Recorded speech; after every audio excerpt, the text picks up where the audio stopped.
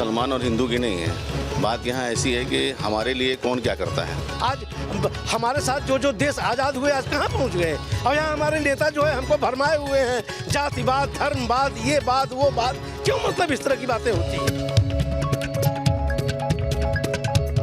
नेताओं के अच्छे दिन आएंगे, जनता के नहीं आएंगे, साफ तोड़ लीजिए। बीजेपी गवर्नमेंट तो शुरू से काम करती आ रही है, उसको बदनाम किया जा रहा है। बड़े मियाँ किधर चले की टीम पहुंच गई है संगम नगरी प्रयागराज जहां पर 12 विधानसभा सीटें हैं। ये वो जिला है जहां उत्तर प्रदेश में सबसे ज्यादा सीटें हैं। 3 कैबिनेट मंत्री यहां से आते हैं, तो साथ ही यहां उत्तर प्रदेश के डिप्टी सीएम केशव प्रसाद मौर्य भी यहीं के एमएलसी। अब सबसे बड़ा सवाल यहाँ पर मुस्लिम मतदाताओं का है, तो यहाँ की 5 सीटों पर यकीन मानिए मुस्लिम कैंडिडेट जीत और हार का फर्क निर्धारित करते हैं। यहाँ पर पिछले विधानसभा चुनाव में 8 पर बीजेपी जीती थी, 2 बीएसपी के पास गई थी और 1 सपा के पास गई थी, साथ ही 1 सीट अपना दल के पास थी। आइए चलते हैं संगम नगरी, जहाँ पर गंगा जमुनी तहजीब की बयार बहती है। वहाँ पर क्या है मुसलमानों का मिजाज, जानने के लिए। तो हम इस बार जा पहुंचे हैं प्रयागराज, जिसे पहले इलाहाबाद कहा जाता था। योगी सरकार ने नाम बदला, लेकिन क्या मुसलमानों का मन बीजेपी के लिए बदल पाया? इसे जानने के लिए हम अब तक 3252 किलोमीटर का सफर कर चुके हैं। तो प्रयागराज में अगर पूरे ज़िले की बात करूं तो पूरे ज़िले में 18 से ज़्यादा ऐसी आबादी है जो 18% से ज़्यादा आबादी मुस्लिम आबादी है, और यहाँ पर मुसलमान कम से कम 5 सीटों पर जीत और हार का निर्धारण करता है।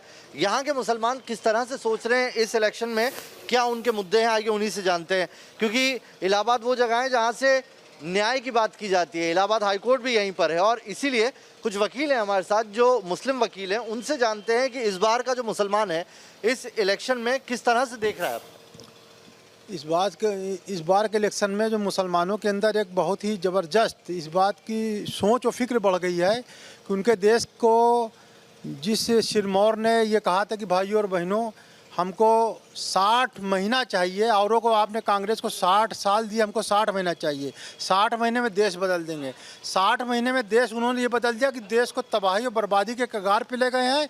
इसलिए मुसलमान अब की का मुसलमान बहुत ही टैक्टिकल वोटिंग करके जो देश का सबसे बड़ा सूत्रधार और फिक्रमंद और वफादार जिम्मेदार कोई नेता है तो वो है असदुद्दीन अवैसी साहब, और सारे का सारा मुसलमान और सभी मुस्लिम और के साथ हिंदू भी बड़ी तादाद में असदुद्दीन अवैसी साहब को लाइक कर रहे हैं और उन्हीं की पार्टी को वोटिंग करेंगे और उन्हीं के कंधे पर देश की बड़ी जिम्मेदारी डालेंगे। बीजेपी से आम जनता जो है बहुत खफा है, ना रोज़गार दिया, बस इन्होंने क्या किया, रोडें बनाई, हाईवेज बनाए, ओवर ब्रिजेस बनाए, जिससे जन मानस को कोई फ़ायदा नहीं हुआ। रोड ब्रिजेस और इनसे जनमानस को फायदा नहीं, बहुत कुछ फ़ायदा नहीं है। मतलब विकास डेवलपमेंट से जो भी नहीं काम होगा। जो काम इन्होंने किया वो ऊपरी तबके के लिए किया, ना रोज़गार इन्होंने दिया, बेरोज़गारी हद से ज़्यादा फैली। ये भी हैरत की बात है कि ओवैसी यूपी में अपनी पैठ बना रही हैं। हालांकि ये अलग बात है कि 2017 के चुनाव में असदुद्दीन ओवैसी के सभी उम्मीदवारों की जमानत जब्त हो गई थी। पिछली दफा उन्हें सिर्फ 0.2% वोट मिले थे, लेकिन इस बार समीकरण कम से कम प्रयागराज में अलग दिख रहे हैं।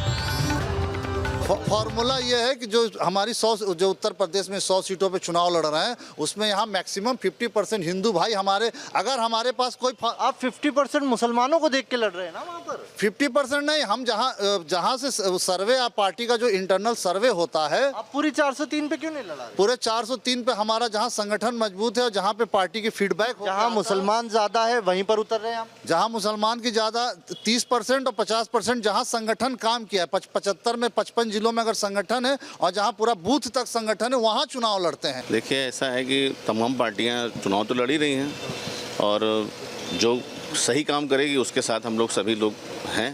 वो बात मुसलमान और हिंदू की नहीं है। बात यहाँ ऐसी है कि हमारे लिए कौन क्या करता है, हमारे लिए हम उनका झंडा ढो रहे हैं जो आज तक मेरे लिए कुछ करे ही नहीं।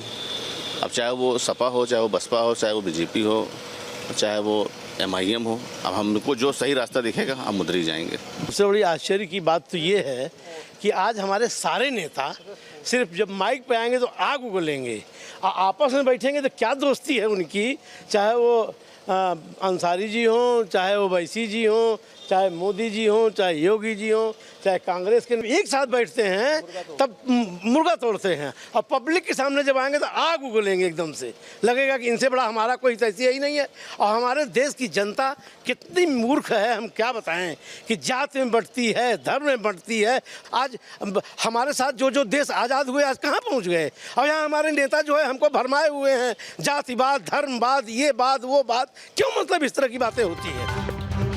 हालांकि कुछ मुसलमानों ने यह भी कहा है कि अभी भी बाहुबली अतीक अहमद का असर है। अतीक अहमद पहले प्रयागराज की इलाहाबाद पश्चिम से कई दफा जीते, बाद में फूलपुर से भी किस्मत आजमाई, लेकिन इस बार वो अवैध संपत्ति के आरोप में जेल में बंद हैं। इस बीच ओवैसी ने मुसलमानों का भरोसा जीतने के लिए एक कार्ड खेल डाला, जिसमें अतीक अहमद की बीवी को अपनी पार्टी AIMIM से टिकट दिया है।